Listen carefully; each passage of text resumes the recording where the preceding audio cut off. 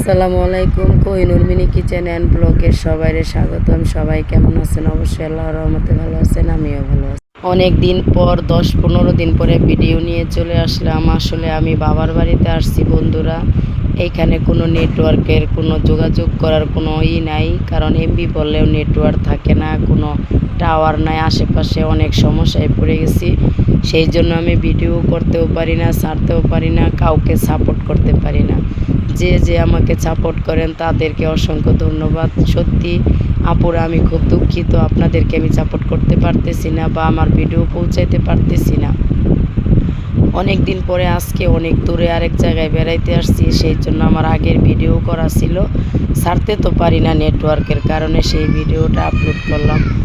এই তো দেখেন আজকে অন্যরকম একটা রান্না করব। এই তো দেখেন চুলার উপরে দিয়ে দিয়েছি কিছু পেঁয়াজ কুচি, পরিমাণে একটু বেশি করেই দিতে হবে, কারণ ভিডিওটা তো মায়ের বাড়িতে সেই করছি, কিন্তু আপলোড তো দিতে পারতেছি না। ভিডিও করতে তো আর নেটওয়ার্ক লাগে না, ছাড়তে তো নেটওয়ার্ক লাগে, এমবি বললেও চলে না।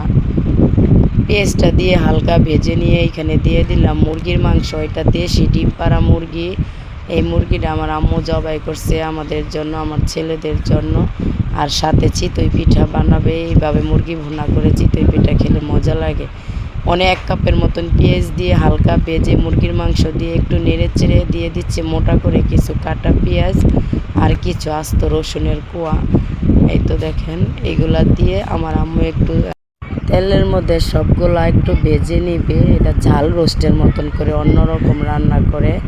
এই রান্নাটা খেতে এতটাই সুস্বাদু হয়, যদি আপনাদের একটু হলেও ভালো লাগে আমার মায়ের হাতের এই রান্নাটা রান্না করে খেয়ে দেখবেন, হাতের স্বাদ বলতে পারবেন না। একটু রসুন বাটা দিয়ে দিল, এই অল্প একটুই দিয়েছে মাংস, যেহেতু অল্প দেশি মুরগি অল্প মাংস।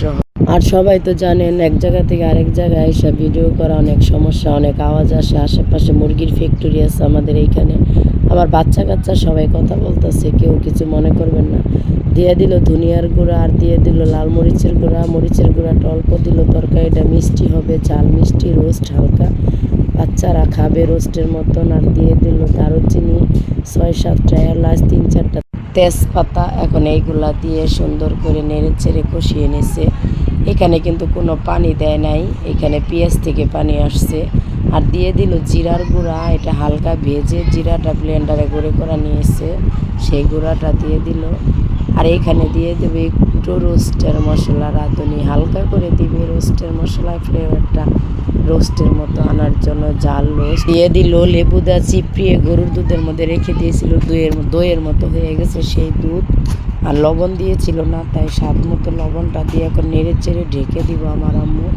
আর এই মাংসটার মধ্যে আমি আজকে নতুন জিনিস অ্যাড করবো বন্ধুরা। মাংসটা কষিয়ে নিচ্ছি দেখেন দুধ দিয়ে।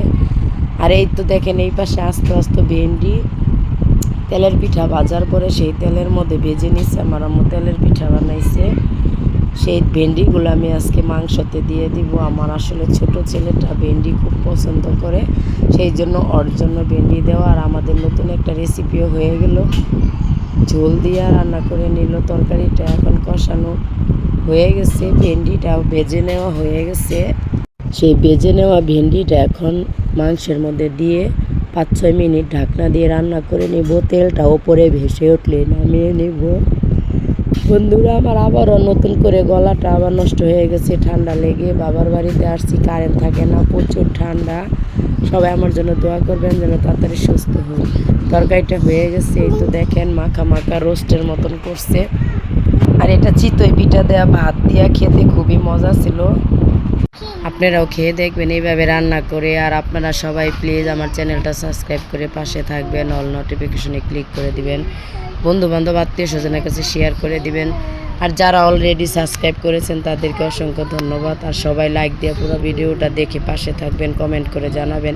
অবশ্যই চেষ্টা করবো রিপ্লাই দেওয়ার জন্য, কিন্তু আমার বাবার বাড়িতে পারতেছি না, গ্রামে যেয়ে করবো শ্বশুর বাড়িতে। তাহলে সবাই ভালো থাকবেন, সুস্থ থাকবেন। আসসালামু আলাইকুম, আল্লাহ হাফেজ।